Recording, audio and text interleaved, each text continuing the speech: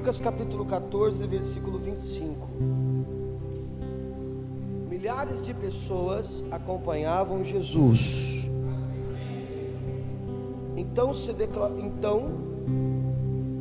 declarou-lhes: se alguém deseja seguir-me e ama a seu pai, sua mãe, sua esposa, seus filhos, seus irmãos e irmãs, e até mesmo a sua própria vida, mais do que a mim, ele não pode ser o meu discípulo. Meu Deus do céu, nem amém está fluindo aí. Aleluia. A gente precisa ler o versículo direitinho. Jesus está dizendo que não é para amar irmãos, irmãs, filhos, famílias, sua própria vida. Ele não está dizendo isso. A questão aqui é: onde é que Jesus está localizado em nossa vida? Amém? Da mesma forma, todo aquele que não carrega a sua própria cruz, segue após mim, não pode ser discípulo. Então a primeira coisa, Jesus ele quer saber onde é que ele está localizado em nossa vida. E a segunda coisa que ele quer saber aqui é o que é que nós estamos carregando, qual é o comprometimento, qual é a responsabilidade que nós estamos assumindo para nós. Ele quer saber basicamente essas duas coisas. Agora preste atenção, porque o versículo 28, 29 e 30 ele pode ser lido fora do contexto, e tem muita gente que se sente tentado a ler isso aqui fora do contexto. Só que se eu ler isso aqui fora do contexto, aí eu perco a essência do título da ministração, que é discipulado planejado. Presta atenção. Porquanto qual de vós, desejando construir uma torre, primeiro não se assenta e calcula o custo do empreendimento e avalia se tem recursos necessários para edificá-la, para não acontecer que, havendo providenciado os alicerces, mas não podendo concluir a obra, todas as pessoas que contemplarem inacabada zombem dele, proclamando: esse homem começou uma grande construção, mas não foi capaz de terminá-la. Vamos ler até aqui. Todos digam amém, queridos. Eu li aqui o rodapé da minha Bíblia e ele é muito interessante, porque Jesus vai deixar bem claro que o discipulado, ou seja, ser um discípulo de Jesus, implica em muitas responsabilidades, em muitas obrigações. Presta atenção. Se a gente ler os dois versículos isoladamente, a gente tira o contexto do que ele queria dizer aqui. E a primeira coisa que Jesus vai dizer assim: olha, tem muita gente me seguindo. Por que Jesus está dizendo isso? Jesus não estava dizendo isso porque tinham 12 pessoas seguindo ele. Jesus não estava dizendo isso porque tinham 3 pessoas seguindo ele. Não tinha ninguém. Sabe aquela dor de cotovelo do cara que não consegue nada? Do cara que é fracassado, ele começa a falar: ninguém me segue porque é muito difícil andar ao meu lado. Não, Jesus está dizendo isso porque tinha milhares de pessoas atrás dele. Então ele tinha tudo para se vangloriar e falar: está vendo como eu consigo fazer discípulos? Mas com essa ministração agora, Jesus ele começa a filtrar as pessoas que estavam seguindo ele, para que de fato os seus discípulos pudessem ser aqueles que fossem mais. Claro que a gente sabe que nem todos eram, nem todos foram, uma minoria foi, mas que ele se aproximasse o máximo de pessoas que estivessem aprovadas ao seu lado. E ele observa aquela multidão, milhares de pessoas, e ele diz: e aí, quer ser meu discípulo? E aí ele já coloca 2 obrigações pesadíssimas sobre aquele que almejava ser o seu discípulo. Por quê? Primeiro ele está dizendo: você tem que me amar mais do que tudo. Se tem uma coisa que a gente gosta, é daquilo que está daquilo que está localizado ao pessoal, aquilo que é meu. então eu gosto da minha família, eu gosto do meu carro, eu gosto do meu cabelo, eu gosto daquilo que é meu. E ele vai dizer agora, o seu amor ele precisa estar localizado mais a mim do que tudo aquilo que você tem. Isso é difícil. E a segunda coisa que ele vai falar é o seguinte: olha, então vocês vão ter que carregar uma cruz. Carregar uma cruz tinha um grande significado, porque era um símbolo de humilhação. Era algo difícil. Após fazer isso, Jesus vai dizer, prestou atenção? Observe, alguém vai construir uma casa, alguém vai construir um edifício, e o que é mais prudente ele fazer? Calcular. Ele precisa calcular para ver quanto ele vai gastar, para ele não chegar até a metade, não ter dinheiro para terminar, e as pessoas vão passar ali e vão começar a zombar, tá vendo? Aí tinha um homem imprudente. Então o que Jesus ele quer deixar bem claro, queridos, é a importância de nós não aceitarmos o compromisso do discipulado dele, sem parar para analisar e pensar a respeito do custo e das implicações eternas que nós teremos e traremos para as nossas vidas quando nós fizermos essa opção para as nossas vidas, quando nós tomarmos essa decisão. Por isso Jesus ele tá querendo chamar a atenção e dizer: olha, existem responsabilidades, existem compromissos que vocês vão assumir com Deus. E o perigo de uma vida irresponsável, de uma decisão, de uma entrada num discipulado sem planejamento, traz zombaria. Traz o quê? Por que zombaria? Porque Jesus vai dizer na parábola que as pessoas passavam na frente daquela edificação que estava pelo meio do caminho e faziam o quê? Zombavam, dizendo: esse homem começou algo e não terminou. Então a preocupação de Jesus é que o seu discípulo não seja zombado por começar algo que não termina. Só que o discipulado de Jesus Cristo, ele não é um discipulado que se resume às coisas que a gente vai fazer aqui na terra. O discipulado de Jesus Cristo é algo que nós iniciamos aqui na terra e vamos terminar na eternidade. Ou seja, então ele está querendo dizer: olha, então é muito perigoso você começar um discipulado, entrar num discipulado e com irresponsabilidade você não concluir. E como é que um discípulo conclui a obra que ele começa aqui na terra? Chegando na eternidade. Quantos estão entendendo isso? Diga amém, pessoal. Então, a grande perda aí é a perda que o cara começa aqui na terra e leva ela para a eternidade. E eu quero falar de discipulado planejado. Jesus fala: quer ser meu discípulo? Quero. Então não vai entrando na onda. Não está todo mundo te seguindo, eu vou te seguir também. Porque primeiro ele fala assim: ó, tem que abandonar tudo, tem que carregar a cruz. Se você colocar isso dentro de um contexto onde Jesus está usando uma retórica, onde Jesus está falando para milhares de pessoas, com a voz, não sei, estou aqui numa conjectura, né? Então num pensamento hipotético, Jesus está falando com autoridade, com um discurso inflamado: tem que abandonar, tem que deixar a mãe, tem que deixar o filho, tem que deixar a filha, tem que carregar a cruz. E o que acontece, querido? Até esse momento, a impressão que dá é que todas as pessoas que estavam ouvindo esse discurso se sentiam atraídos, claro, também pelo desafio e pela dureza das palavras que ele usava, até que ele fala: mas não pode ser de qualquer jeito. Você tem que planejar muito bem, você tem que observar muito bem o que é que você quer fazer. Então, irmãos, preste atenção. Eu comecei a entender, querido, que cada atitude que eu tomo diante de Jesus, ela precisa ser pensada, ela precisa ser planejada, ela precisa ser compreendida, ela precisa ser entendida. Então, desde o meu arrependimento ele precisa ser algo condicionado.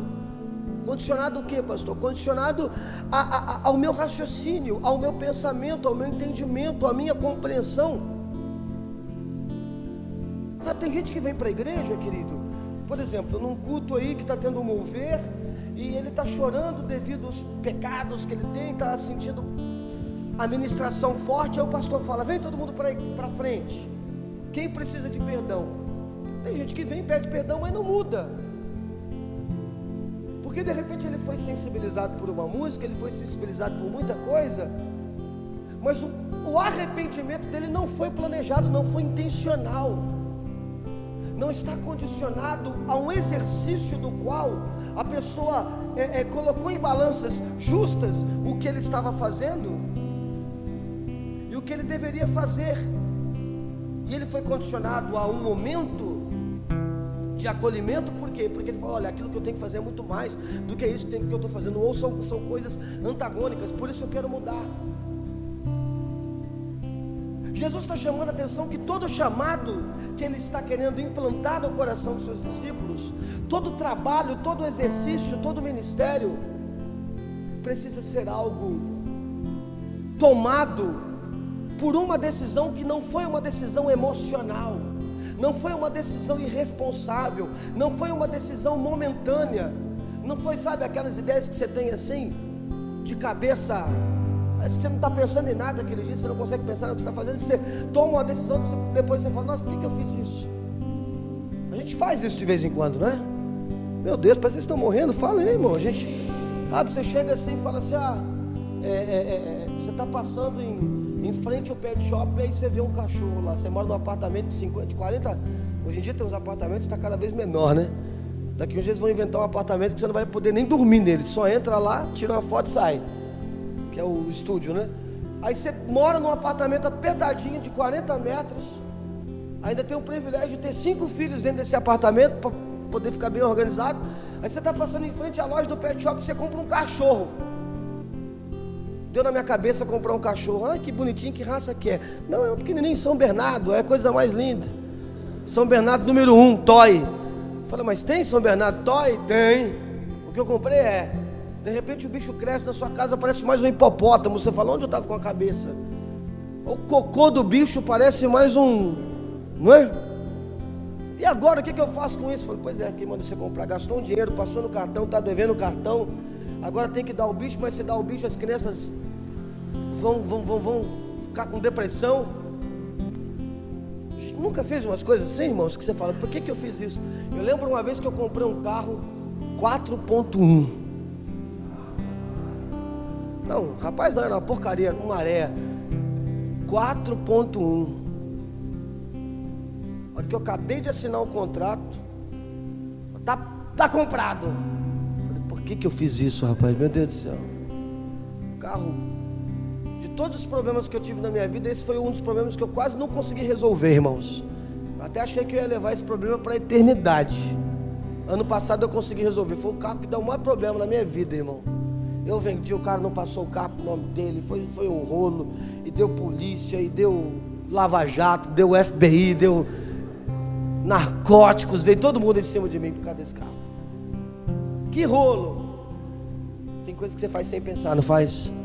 Jesus falou: então, o meu discipulado eu quero que você entre consciente. No meu discipulado eu quero que você entre com a responsabilidade, sabendo de toda implicação, de todo desafio. Por quê? Porque tendo a mentalidade que você começou a fazer algo com propósito, você vai até o fim nisso. As pessoas não vão passar no meio e falar assim: por que parou? Por que a obra aí não prosseguiu? Por que qual foi o pepino que deu aí que não terminaram? E por que Deus ele está querendo ministrar isso para nós nessa noite? Amém, queridos? Alguma coisa Deus ele quer falar conosco nessa noite. Tinha um rei, irmãos, rei Ezequias, e aparentemente, irmãos, tudo que esse homem estava fazendo era organizado diante das pessoas, diante da opinião pública. Era um cara assim meio que exemplar.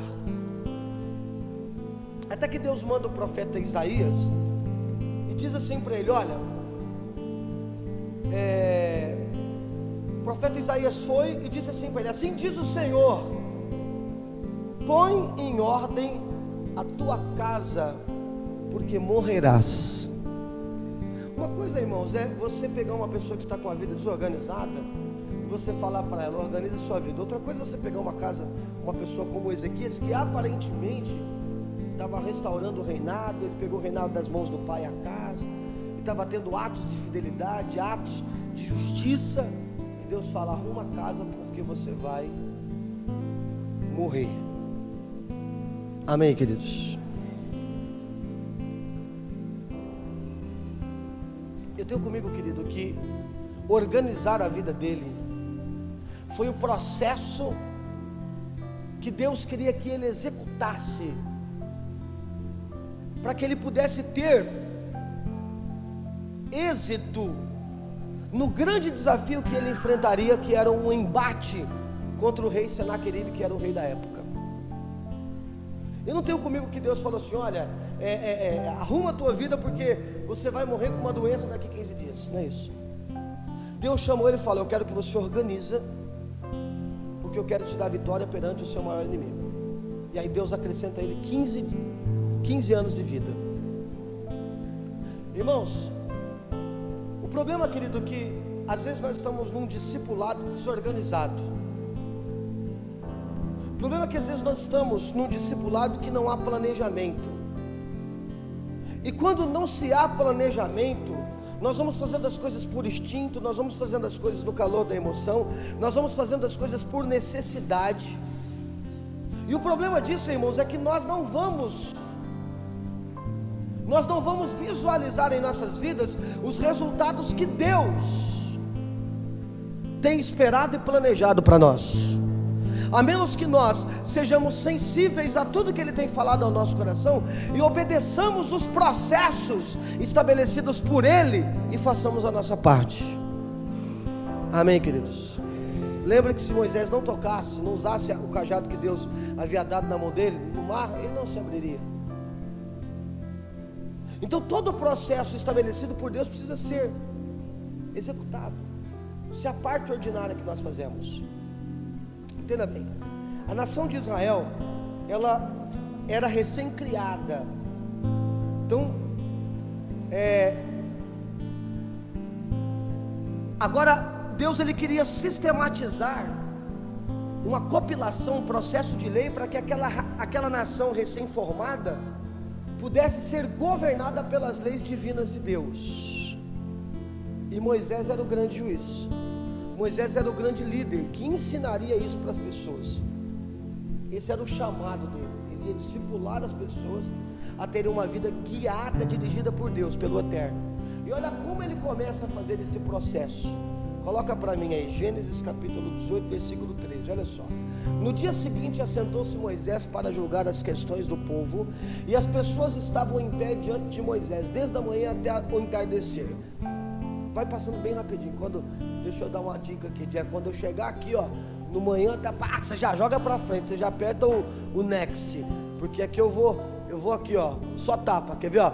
O sogro de Moisés, observando todo o trabalho dele para atender todo o povo que procurava, questionou: que é isso que fazes com o povo? Por que te assentas sozinho e todo o povo está em pé diante de ti desde a manhã até o pôr do sol? Tá vendo? Replicou Moisés ao sogro. Você já foi só um pouquinho antes, porque senão quase não deu também. Replicou Moisés ao sogro: é porque o povo vem a mim para eu consultar a Deus. Quando tem uma questão,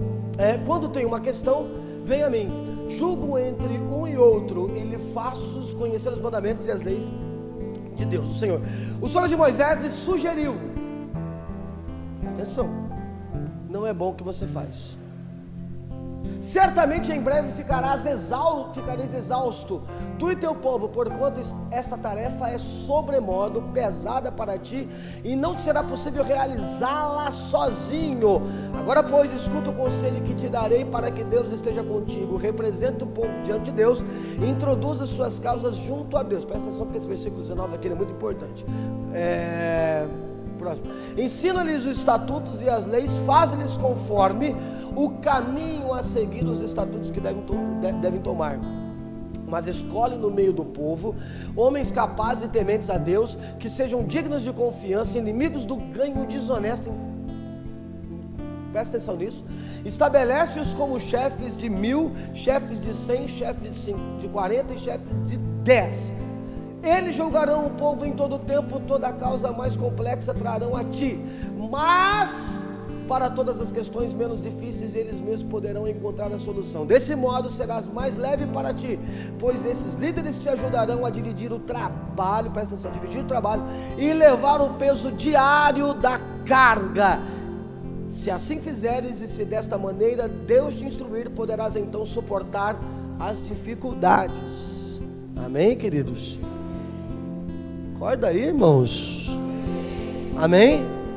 Presta atenção aqui, suportará as dificuldades e todo este povo voltará para a sua habitação satisfeito.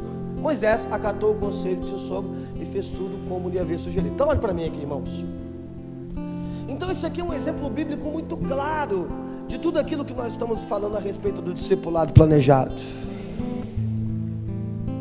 Porque Jesus ele vai dizer que é muito difícil. Olha, você vai ter que carregar a sua cruz. Olha, você vai ter que me amar acima de tudo. Por que você vai ter que me amar acima de tudo? Porque se você não me amar acima de tudo, você não vai conseguir se condicionar a determinadas coisas que eu vou pedir.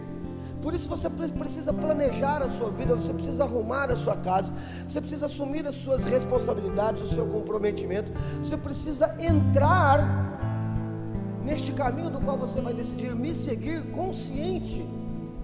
Não é uma obrigação emocional, você não está seguindo Jesus pela sua necessidade, ou pelo barulho, ou porque as pessoas parecem empolgadas, uma onda do qual você está seguindo, mas de uma forma consciente, fundamentada no ensino, bem planejado. Você vai me seguir e você vai conseguir carregar a tua cruz, você vai conseguir finalizar a obra que nós estamos começando.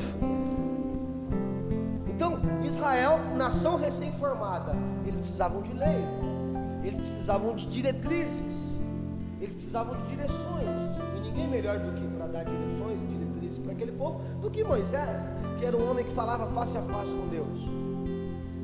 Aí Moisés está atendendo o povo, imagina, como se fosse um atendente só, um advogado só, está atendendo ali sentado e conversando com o povo. E o sogro do Moisés, o Jetro, que tinha acabado de confessar Deus sobre todos os deuses, o único Deus, porque ele tinha visto e ouvido as maravilhas que Deus tinha feito com aquele povo. Então ele, que era de uma nação pagã, agora se rendeu ao Deus de Moisés, e ele veio trazer a esposa de Moisés, a Zípora, e os 2 filhos de Moisés que estavam com ele, enquanto o Moisés peregrinava com o povo. E eles ali num almoço gostoso, ele junto com o irmão do Moisés, o Arão, comeram pão, sentindo a presença de Deus. No outro dia, Jetro acorda e ele vê aquela fila enorme. Já viu fila enorme? Quem já viu fila? Tipo a fila do Bradesco aqui nos Pimentas aqui. Para desanimar, o cara mais animado que tem, ou a do Itaú também, ou de lotérica. Eu nunca vi um lugar no mundo que tem fila de lotérica maior do que desse lugar. E não é só grande não, demora também. Se você pegar a fila da lotérica para pagar uma conta, é perigoso a conta vencer antes e cortar, se for no caso de luz, antes de você pagar. Isso tão grande que é. Estou falando alguma mentira aqui? Eu estou falando a verdade, tá? Você tem que ser um pouco mais inteligente. Coloca no e-bank, põe lá na conta e você paga no celular. Se fufu, é bem mais rápido. Faz isso para você ver. Aí o que acontece? Presta atenção, Massachusetts. Olha aqui, ó. Jetro só está olhando e falando: rapaz, é gente para atender, hein? É gente. Moisés, vem aqui, o que você está fazendo? O povo traz as questões sociais, as questões pessoais deles para mim, familiares, e eu dou a indicação que a lei fala, o que a palavra fala, e eles resolvem. E o sogro diz assim: não é bom o que você está fazendo. Irmãos, vamos partir aqui de uma premissa que Moisés tinha muito mais intimidade com Deus do que Jetro. Que Moisés, numa cadeia hierárquica espiritual, estava infinitamente acima do que Jetro. que Moisés tinha muito mais consciência do que era Deus, do que representava aquele povo, do que representava aquelas leis, do que Jetro. Mas Jetro tinha uma visão de fora para dentro, e por experiência ele percebeu que o que Moisés estava fazendo estava errado. Querido, em nenhum momento nós temos que colocar em xeque a nossa dependência a Deus, e estabelecer prioridade nos nossos processos, nos nossos planejamentos, na nossa racionalidade. Não, nós não temos que fazer isso. A nossa dependência a Deus, ela precisa ser primária em nossas vidas, sumária, indicativa, ela significa tudo. Mas isso não significa que Deus, Ele não quer, e Ele não permite que nós estabeleçamos processos para que a gente possa caminhar no seu discipulado. Não estou entendendo nada do que o senhor está falando, pastor. Você vai entender, irmão. Vou resumir bem fácil aqui. Não adianta você orar e não fazer nada. Não adianta você ter muita vida com Deus. Nossa, como ele é de oração, como ele tem uma vida com Deus, mas não tem um planejamento eficaz na sua vida, mas não ter diretrizes, não ter organização, não ter disciplina estabelecida, projeto concreto, para dar efetividade àquela dependência, aquilo que você espera de Deus. Isso está claramente, irmãos, no Novo Testamento da igreja primitiva. Os caras oravam, os caras buscavam o Espírito Santo, a todo tempo eles queriam a dependência de Deus, a todo tempo eles queriam a voz do Espírito Santo sobre a vida deles. Mas isso não quer dizer, querido, que eles também não tinham processos pessoais. Por exemplo, quando Paulo raspa a cabeça e faz o voto de Nazireu, para chegar em Jerusalém, né? Para dizer que obedecia também às tradições judaicas. Era um processo dele. Por que ele estava fazendo aquilo? Porque de alguma forma ele queria ganhar tempo e continuar pregando o Evangelho de Cristo. Quando Paulo ele chega em Atenas, ele diz: olha, eu estou vendo aí que tem um altar do Deus desconhecido, eu conheço esse Deus. Era uma tática que ele estava usando para que ele pudesse dar efetividade ao que ele sabia que o Espírito Santo poderia fazer. Irmãos, isso está muito claro. Por isso que eu falo que é viciante a gente falar de ordinário e extraordinário. Porque se a gente está buscando Deus, o Deus que faz tudo, participa do culto, senão vocês vão deixar eu desanimar desse jeito. O Deus que pode fazer tudo, porque então é só fazer assim, ó, dá um estralo, passo demais que pum, Deus faz tudo. Não. Ele está à espera que nós, dentro do discipulado, sejamos planejados, vivamos com propósito, colocamos sim a dependência dele acima de tudo, mas não menosprezando e desvalorizando aquilo que cabe a nós fazermos. E o sogro dele fala assim: ó, eu sei que você consulta a Deus, eu sei que você tem um canal direto com Deus, mas o que você está fazendo é errado, você precisa melhorar esse planejamento seu. Tem gente que vem para a igreja, irmãos, e ora que é uma beleza, e pede o favor de Deus, que é uma beleza. E o senhor crê que Deus pode fazer? Claro que eu creio que Deus é o Deus do impossível. Mas quando chega na parte dela estabelecer princípios para a vida dela, e ela planejar a vida dela, ela não faz, irmão. Não adianta você ser dizimista, não adianta você ser ofertante, não adianta você ter um coração voltado à obra missionária, não adianta nada disso, irmão, se você não consegue organizar o seu dinheiro. Você gasta mais que ganha, você não gosta de trabalhar, você não estuda, você não tem propósito, não tem direção. Não, porque eu estou esperando a volta de Jesus. Irmão, mas onde é que está na Bíblia que nós temos que esperar a volta de Jesus e viver marginalizados da sociedade? Esse era um problema que a igreja de Tessalonicenses estava enfrentando. Por não entender a propriedade da volta de Jesus, eles pararam de trabalhar e viveram à margem, mendigando. E o pior, aí quando você não tem nada para fazer, você começa a falar mal dos outros. Era isso que eles estavam fazendo. Então a questão aqui, irmãos, a dependência a Deus, ela vem primeiro. Mas estabelecer e organizar os processos, cabe a nós fazermos isso. Então você ouviu o discurso de Jesus, você ouviu o discurso, olha, é poderoso. Quer entrar no discipulado? Planeja a sua vida e entra no discipulado. Faça isso de forma consciente, racional. O texto bíblico diz que o amor a Deus é aquele que coloca a Deus acima de tudo, ou seja, amar a Deus sobre tudo. E o texto vai dizer com toda a nossa força, e vai dizer com a nossa mente, com todo o nosso raciocínio. Então, o discipulado de Cristo, o servir a Deus não é algo irracional, irmãos. Não é algo emocional, não é algo que você faz sem pensar, é algo que você faz meio que por instinto, não. O servir a Deus precisa ser algo entendido, compreendido. Não estou dizendo que isso vem à frente, porque senão a gente viraria aqui uma comunidade racional, não é isso. Nós nos movemos na plataforma sobrenatural, porque afinal estamos servindo um Deus que é invisível até agora. Por isso nós cremos por intermédio da fé, mas que obedece cada princípio organizacional, do qual Ele já permitiu que nós tenhamos acesso a isso. Então ore pelo seu casamento, mas as coisas que competir você a fazer e melhorar, você tem que fazer. Ore pelo seu ministério, mas as coisas que competem, você pode orar para que as pessoas vão lá na sua célula, irmão, isso é bonito e tal, mas há processos que você tem que seguir. E se você não viver aquilo no ordinário, se você não fizer aquilo, por mais que você seja uma pessoa dependente de Deus, de oração, não vai acontecer nada. Amém, queridos? Quem está entendendo isso em nome de Jesus aí? O que é que o sogro do Paulo, o sogro do Moisés identifica? Você tem um problema sério aí. Você tem um grande desafio, que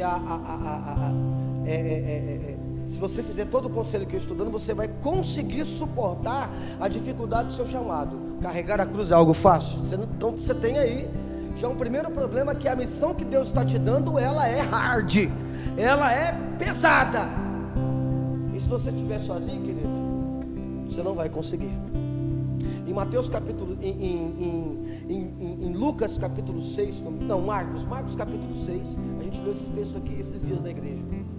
A Bíblia vai dizer que os discípulos estavam orando pelas pessoas, atendendo as pessoas, tentando meio que, no início, ele explicar o que era o reino que Jesus tanto falava. E a Bíblia fala que eram tantos compromissos que eles não tinham tempo nem para, a gente leu esses dias aqui, nem para, quando você trabalha muito, você não tem tempo nem para comer. Já trabalhou muito, você falou, nossa, hoje eu nem comi. Que descansar, irmão? Descansar é artigo de luxo, irmão. Ninguém descansa nessa vida mais não. Alguém descansa aqui, irmãos? Ninguém descansa mais. Só quando você está sem emprego, né, irmão? Não tinha tempo nem para comer. E o que Jesus falou? Vamos ali fazer o quê? Vamos ali fazer o quê? Descansar. Vamos descansar, porque desse jeito ninguém aguenta. Desse jeito não dá. A Bíblia fala em Eclesiastes 4:9 que é melhor serem dois do que um, porque quando um cai o outro, acorda, irmão, quando um cai o outro ajuda a levantar. É melhor serem dois do que um, porque quando está frio, um aquece o outro. Quem é casado aí, não é melhor dormir em dois? Tá vendo?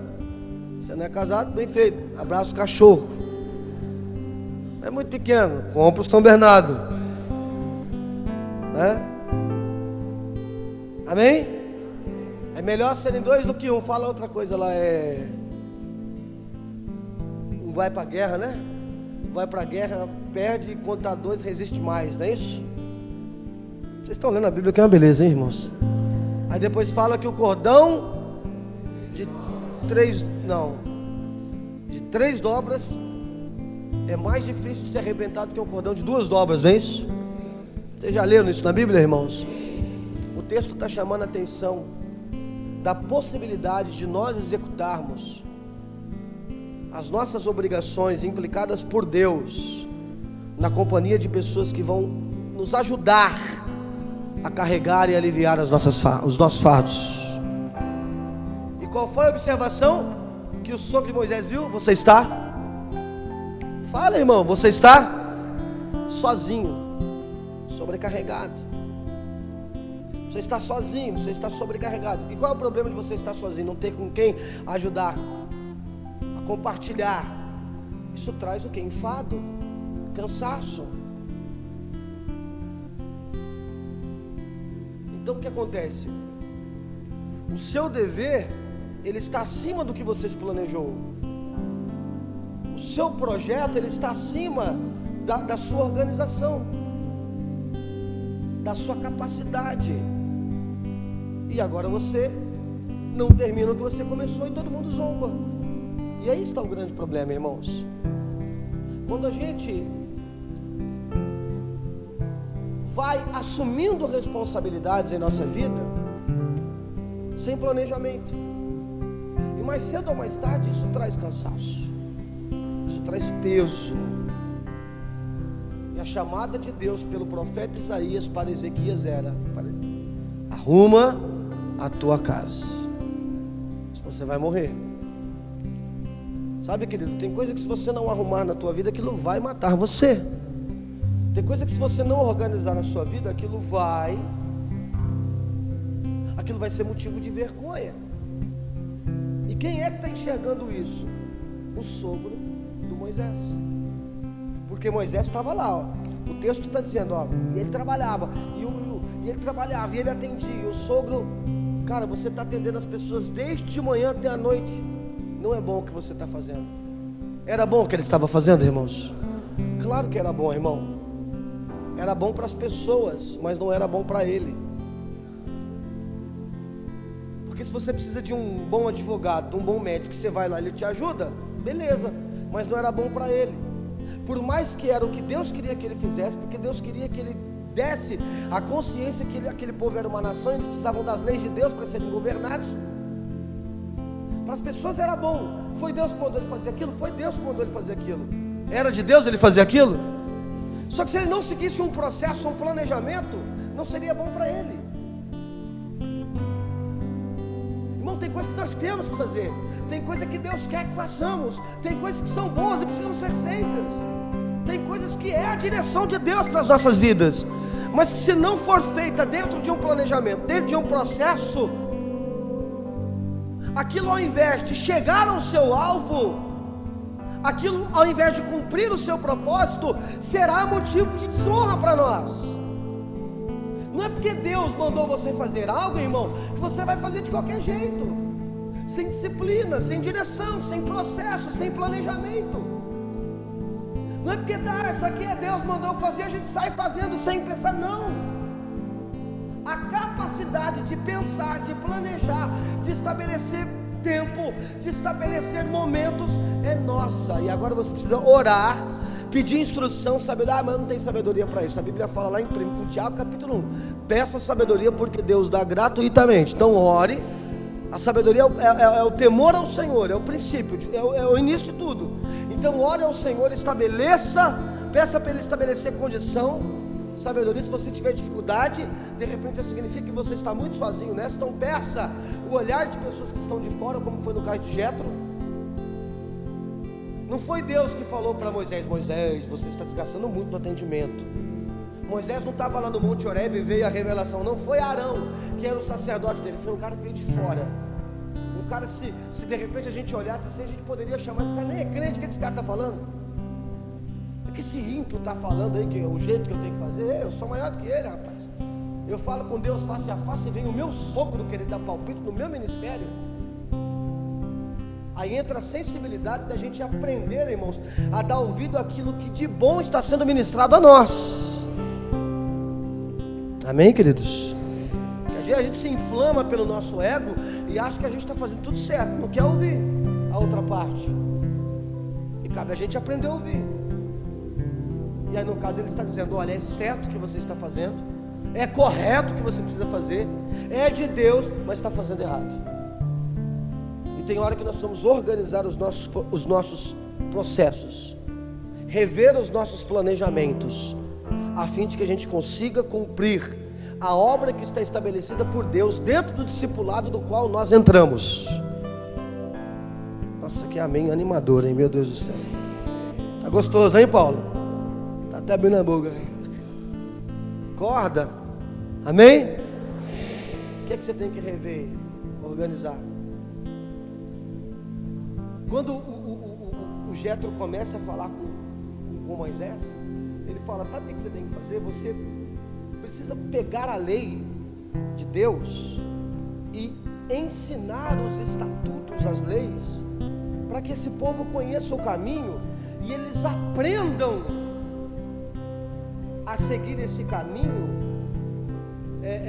por conta própria. Ou seja, então a lei vai estar introduzida dentro deles, e assim eles saberão como agir diante das suas dificuldades. Eles vão saber qual atitude eles têm que tomar perante os seus dilemas.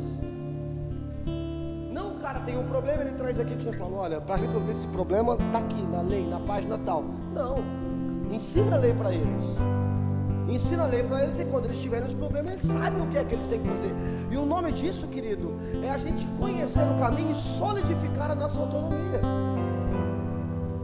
Ensina isso para as pessoas. E o grande problema, querido, quando nós... Eu não vou falar agora do terceiro não, vou falar na primeira pessoa, porque a gente sempre fala do terceiro, né? Porque a gente tem que... porque a gente tem que ser instrumento para ajudar o outro, a gente tem que orar pelo outro, a gente tem que ajudar o outro. Irmão, o grande problema é quando você atrai problema para você. Então você discipula as pessoas na célula, você discipula as pessoas na igreja, você discipula as pessoas em tudo, ok? Mas se você está tornando muitas pessoas dependentes a você, de forma que agora você não tem nem mais tempo para resolver as suas questões, você está como Moisés. Você foi pelo caminho difícil. E Jétro falou: você precisa aprender a ensinar o caminho para eles, para que a autonomia seja solidificada, para que as pessoas sejam dependentes de Deus. Amém? Jesus vai dizer: cada um assuma a sua cruz e segue-me. Não, mas eu vou pegar 2 cruzes porque o outro não consegue carregar. Não, ele tem que carregar dele, a responsabilidade é dele. Não, mas eu não quero ir com cruz. Não, você tem a sua responsabilidade. E o problema é que às vezes, irmãos, nós estamos cansados por uma carga que nós não deveríamos estar carregando. Você está cansado pra caramba, né? Porque você está carregando uma carga de outra pessoa de repente. Uma pessoa chegou aqui: estou desanimado, estou revoltado, tal. Aí você vai conversando, você percebe que a cruz que ela está carregando não é dela. Era uma revolta de uma outra pessoa que ela tomou para ela e destruiu a vida dela, e o outro está andando, e ela está mal. Então ensina as pessoas a serem dependentes de Deus, a terem autonomia. É isso que nós temos que aprender, irmão. As pessoas, elas são dependentes. E se você não ensinar as pessoas a serem autônomas, cada vez mais elas vão dependendo de você. Daqui a pouco você não tem mais vida. Eu sei isso de perto, eu sou pastor, eu vejo isso de perto, irmão. Se eu não ensinar para as pessoas qual é o caminho, as pessoas vão me consultar para tudo. Eu fico quase que um guru aqui. Pastor, vou comprar um carro aqui, o que o senhor acha? Carro 1.4 ou 1.0? Não é aquele conselho de amigo, aquele negócio, não, é aquele negócio meio que espiritual mesmo. Outro dia a irmã perguntou para mim, não foi agora na eleição de presidente não, mas foi na outra de prefeito. Ela perguntou para mim: pastor, em quem eu voto? Aqui em Guarulhos. Voto no Guti ou no Li Correia? Eu falei: irmã, não sei, hein?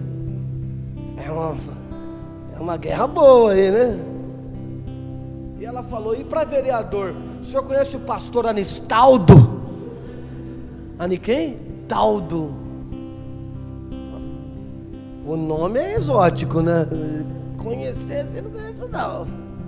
É mais ou menos, né? Anistaldo. Não tem o Gutierrez, não, irmão? Não, Anistaldo. Pode botar, irmão. Esse é de Deus. Nem sei quem é, irmão. Nem sei se tem. Acho que tem, porque eu já vi o ônibus dele parar lá no condomínio de casa. Ele é assim, ó. Vota. Se deixar, meu irmão, Se deixar 3 horas da manhã, o telefone toca: Pastor Machado, você não sabe o que aconteceu. Fala, irmão, o que aconteceu? Meu gato fugiu de casa. Fala, é complicado. Já teve muitas coisas, irmãos. E aí, se você não sabe separar as coisas, irmãos, você detona a tua capacidade por colocar carga demais. Ah, pastor, mas tem que tomar cuidado com esse tipo de discurso, porque ele pode tirar o altruísmo, né? O amor ao próximo. Não, o amor ao próximo tem limite, irmão. O amor ao próximo, ele está delimitado quando ele excede o seu amor por si mesmo. Onde está na Bíblia isso, pastor? Não, é onde não está na Bíblia que eu tenho que... Porque a Bíblia não fala que nós temos que amar a Deus, o próximo e abandonar a nossa vida. A Bíblia vai falar de um amor que Deus tem por nós. Então, se Ele tem um amor por nós, é necessário que nós compreendamos esse amor que Ele tem por nós. E quando formos amar o próximo, a gente não desvaloriza esse amor que Deus tem por mim. Eu tenho que amar você, mas eu não posso desvalorizar e tirar a virtude do amor que Deus sentiu por mim. Está entendendo isso, sim ou não? A Bíblia não fala que eu tenho que amar o próximo e abandonar a minha vida. Não, o texto disse lá, pastor, que se não abandonar a mãe, não abandonar isso, não abandonar aquilo. Então, mas isso é por Deus, é por Jesus.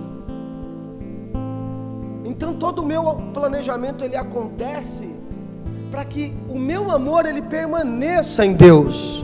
E o grande problema é que ser um discípulo de Jesus sem um planejamento adequado, querido, ele tira a coisa mais importante que você pode ter na tua vida, que é o desejo de ter Deus acima de todas as coisas, de concluir a obra que você começou diante de Deus. Cara, se você não planejar a tua vida, você pode perder o que mais precioso Deus deu à sua vida. É isso. Se você não organizar os processos do seu ministério, da sua família, do seu casamento, da sua vida com Deus, você pode sacrificar a coisa mais importante. Do que adianta um líder que atende todo mundo, que conversa com todo mundo, que vai ter problema daqui 2 dias? Então você precisa tirar o pé do acelerador e de repente colocar no freio. Você precisa organizar a tua vida para que você não se exceda demais e perca tudo que você está fazendo. Amém? Arrume pessoas para dividir o trabalho. É melhor serem 2 do que 1, porque quando um cai, está frio, os 2 se esquentam. Está na guerra, os 2 resistem. 2 dobras, quebra mais fácil. 1 dobra, quebra mais fácil. 3 já é mais difícil. Aí você precisa entender, irmão, se você está cercado de pessoas que contribuem com a divisão do trabalho, que esse é o problema. Não, a Bíblia não está mandando a gente ser interesseiro, irmão, e andar só no meio de gente que nos ajuda com isso, aquilo, outro. Não, a divisão do trabalho. E esse é o grande problema. Ou você se cercar de pessoas que não cooperam em nada para a sua vida, ou você não cooperar para a vida de ninguém. Então ele está dizendo, então a gente precisa dividir o trabalho aí, Moisés, e ficar um negócio equilibrado. Irmão, se só um fizer a sua parte na igreja, não vai dar certo. Se só um fizer o trabalho na casa, na família, não vai dar certo. E o problema é quando você assume essa responsabilidade de fazer o que o outro deveria fazer. Não faça isso. Você está fazendo, você está errando. Estou tomando parte de alguém que não faça. Você está tirando o processo e o planejamento adequado para cumprir aquilo que o Senhor quer. E não pensa que Deus vai falar assim, não, vou honrar porque ele está trabalhando demais. Deus não vai te honrar no serviço que ele mandou outra pessoa fazer, irmão. Deus não vai. Ele vai me cobrar naquilo que ele está dando direção para mim. Quem está entendendo isso, irmãos? Entenda isso. Então cuidado para não assumir responsabilidade que não é sua, da qual Deus não falou nada a aquele respeito, daquilo que Deus não dirigiu você fazer. Faça exatamente o que o Senhor dirigiu você a fazer. No discipulado, no projeto que você entrou de forma consciente. Aí ele vai dizer, então a melhor coisa a fazer é arrumar homens, capitães, para que dividam esse trabalho com você. Mas eu preciso de algo, que sejam homens honestos, homens que não inclinem o coração com um ganho desonesto. Por quê? Porque a pior coisa que tem é um juiz desonesto. Aí vai chegar alguém aqui com uma causa, aí o juiz que você levantou é desonesto. E aí esse cara ele vai cumprir o quê? O pior de todos os defeitos jurídicos, que é o suborno. Então ele vai entortar a lei para favorecer alguém que está errado.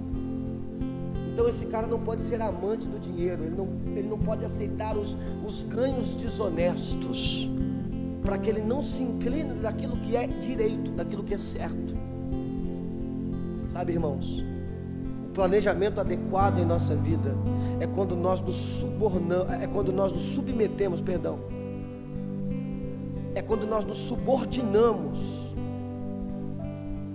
à orientação que é dada por Deus, e não a um tipo de alívio que é um suborno, e não a um tipo de alívio que é uma bajulação para o nosso coração, mas que desvirtua o que Deus falou para nós. Falou, então o capitão tem que ser temente a Deus, para ele ensinar o que é certo. E às vezes, irmão, você está querendo aliviar a tua vida, às vezes você está querendo organizar a tua vida com decisões das quais Deus não orientou você em fazer, das quais, ao invés de replanejar a tua vida e colocar a tua vida num processo correto, pelo contrário, ela inflama o teu coração a fazer algo que o Senhor não disse. Então tem que estar orientado pela palavra de Deus. Então, irmão, todo processo que você assume para a tua vida que não é orientado pela palavra de Deus, você vai ter problema. E é por isso que Jesus está falando, o discipulado tem um alto preço, e eu preciso que vocês sigam as minhas orientações. E Jesus vai fazer isso durante o seu ministério. Amém, queridos? Organiza a sua casa, organiza processo que você estabeleceu para cumprir o que Deus quer. Jétro vai dizer assim, ó, tem coisas que tem complexidade, e você que tem que resolver, Moisés. Tem coisas que não tem complexidade, deixa que eles mesmos resolvam. Cara, olha que visão de gestão fantástica. Porque às vezes a gente perde tanto tempo, irmãos, com coisas de menor complexidade em nossa vida, e quando a gente tem que resolver coisas de complexidade, a gente não tem mais força para aquilo, a gente já não tem mais capacidade, porque a gente já gastou toda a nossa energia com aquilo que a situação por si só resolveria. Então planeje bem a sua vida, peça sabedoria a Deus. É hora de nós organizarmos a nossa vida, amém, queridos? A chamada de Jesus é, o discipulado é grande, você precisa organizar isso aí, para ver se você consegue realmente fazer o que você sente chamado. Que a questão é, bom, eu não consigo fazer, então abandona o discipulado. Não, o discipulado não pode ser abandonado. Aquele que lançou a mão na arada não pode olhar para trás. A questão é organizar a vida para que eu possa fazer o que o Senhor espera que eu faça, para não sacrificar a coisa errada, para saber delegar o tempo certo de todas as coisas em minha vida. Irmão, vou te falar uma coisa para você. Se você não consegue orar porque você trabalha muito, se você não consegue vir aos cultos porque você trabalha muito, se você não consegue servir a Deus, servir a comunidade, servir ao irmão porque você está trabalhando muito, você precisa organizar o seu tempo. Tua vida está errada, irmão. Não, mas é isso aqui. Não, está errada, querido. Se você tem tempo para o trabalho, não tem tempo para a família, tua vida está errada. Se você tem muito tempo para a família, mas não tem tempo para trabalho, alguma coisa está errada. No livro de Provérbios, capítulo 29, o sábio ele vai olhar e observar. E uma coisa que chamou muita atenção nele foi a gestão, a organização de um ser irracional, que são as formigas. Eles faziam aquilo por instinto. Deus nos cercou de sabedoria, Deus nos cercou de inteligência. Você não precisa de faculdade para isso, querido. Você pode, dentro do seu conhecimento, dentro da sua vivência, da sua experiência, ainda mais tendo a oportunidade de pedir a Deus sabedoria, ou a opinião de pessoas como Jétro, que estão, digamos que, com um pouco mais de conhecimento de gestão do que você, porque Moisés ele tinha um excelente relacionamento com Deus e muita visão do sobrenatural, mas ele estava começando sua carreira de líder agora, e Jétro já era um líder tribal há muito tempo. Então, às vezes, irmãos, não é porque a gente é cheio do Espírito Santo, cheio de Deus, mas a gente tem que ouvir alguém que tem mais entendimento a determinados assuntos do que nós. não, mas eu não quero isso. Pois é. Então às vezes você tem que parar, ouvir, organizar a tua vida, porque senão você pode estar num discipulado muito maravilhoso. Você está muito cheio de paixão. Você não está planejando, irmão, você não tem processo, daqui a pouco você desanima daquilo que era maravilhoso, daquilo que Deus deu a você. Quem está entendendo isso em nome de Jesus? Amém? Então, cara, tem coisas que tem muita complexidade, tem coisas que não tem tanta complexidade assim. Então, resolve umas, deixa outras. Não, tem coisa que você pode resolver de uma forma mais fácil, tem outras que você vai gastar mais energia. Esse é o problema de muita gente, irmão, que gasta energia com a coisa errada. Sabe, gasta energia, é aquele cara que começa a arrumar a casa sabe, aí ele era para gastar 10 sacos de cimento, que era o necessário para ficar um negócio bem feito. Aí ele falou, não, mas eu quero fazer um negócio firme aqui, põe 50 sacos de cimento. Aí ficou uma estrutura lá que dava para ele construir o Taj Mahal, mas ele não vai construir o Taj Mahal, não acontece isso aí. Agora vamos terminar a casa. Bem, coloca um azulejo aí, bem, o porcelanato, como é que é aqueles lá? O porcelanato, sabe como é que é, meu amor? Eu comprei, acho que cimento demais, mas tem um negócio mais bonito que porcelanato agora, que chama-se vermelhão. Na casa de minha avó, lá em Catolé do Rocha tinha, então põe também. Mas isso aí já não é meio antigo, não, a moda essa é agora, é essa aqui. Aí fica inventando, sabe? Você precisa gastar o seu tempo, gastar a sua energia de forma consciente, querido, organizada. Minha vida é guiada pelo Espírito Santo. Irmão, quem foi que falou que ter a vida guiada pelo Espírito Santo é sinal para a gente sair fazendo as coisas de qualquer jeito, sem pensar, sem orar, sem planejar, sem decidir conscientemente? Deus não atua no meio de bagunça, irmão. Eu não estou querendo dizer que a gente vai ser um ser que vai organizar toda a vida e deixar um espacinho para Deus ali, tipo, eu coube Deus aqui também. Não, Deus ali é supremo, nossa dependência é máxima, Ele está acima de tudo. E até por isso, por justamente Ele estar acima de tudo, nós questionamos muito das nossas motivações, muito das nossas intenções, para ver se aquilo realmente é bom para mim, e aquilo vai cooperar no discipulado do qual eu entrei, que é um discipulado, é um relacionamento com Jesus. Amém? Se você não planejar a tua vida sentimental, você pode entrar num relacionamento que fira, que destrua o seu discipulado com Jesus. Relacionamento sentimental, profissional, amizade. Tem gente que entra para a faculdade e vira a cabeça e não... Aí são muitos erros, né? Primeiro, não está firmada sobre um fundamento que é Cristo, porque não consegue planejar o que vai ouvir, o que vai falar, o que vai filtrar, o que vai pôr no coração. A Bíblia fala em Eclesiastes 10:10, se o machado perder o corte e não for afiado, amém? Será preciso golpear com muito mais força. Ter uma atitude sábia faz o quê? Assegura o sucesso. Eu falava que eu não conseguia afiar faca. Aí quando eu ia fazer churrasco, tinha que levar alguém para afiar faca. E quando não tinha ninguém para afiar faca, eu não conseguia cortar a carne. Outro dia eu estava cortando a carne com dificuldade, irmãos.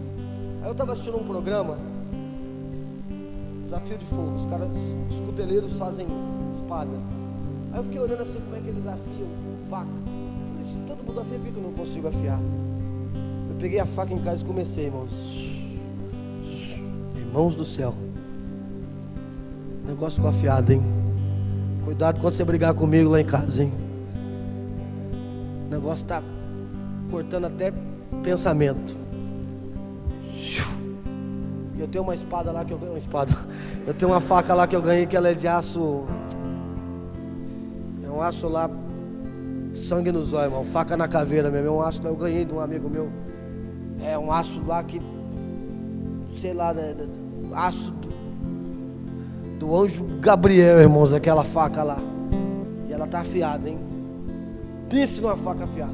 Pois é, não adianta, irmão, tá perdendo o corte, você tá gastando tempo golpeando. É assim mesmo.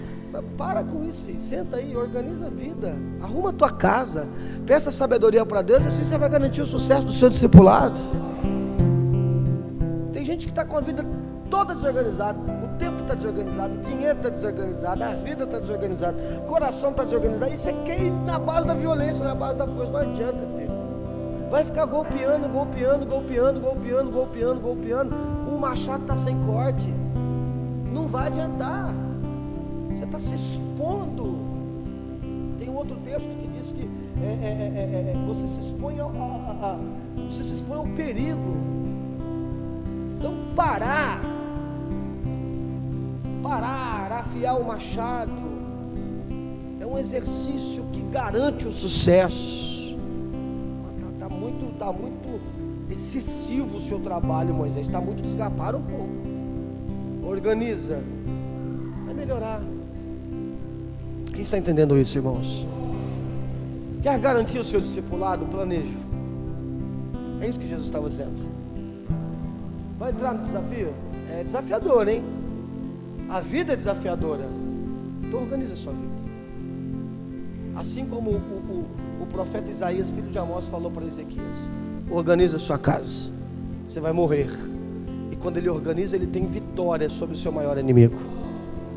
Porque toda aquela vitória foi condicionada à orientação que os sábios davam a ele. Orientações que vinham de Deus. Você não vai muito longe. Você pode ser muito esforçado se você não for organizado. Você pode achar que vai, mas não vai. Um discipulado responsável é um discipulado planejado.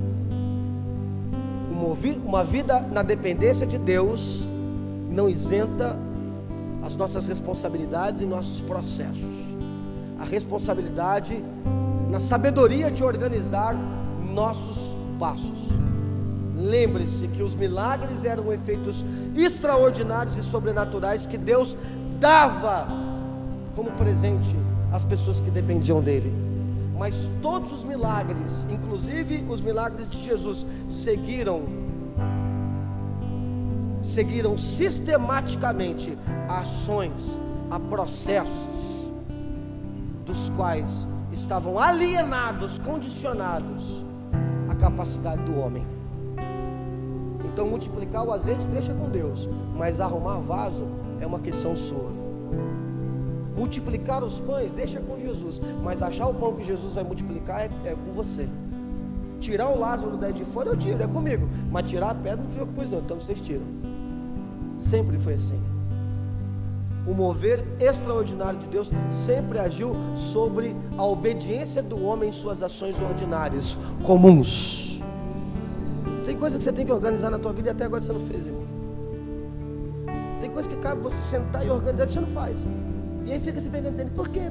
Porque planeja a sua vida, querido. Amém? Fala para quem está ao teu lado, planeja essa bagaça aí, irmão. Tá tudo bagunçado, né? Não é mesmo, princesa? Aquela loucura. Vamos nessa? Amém?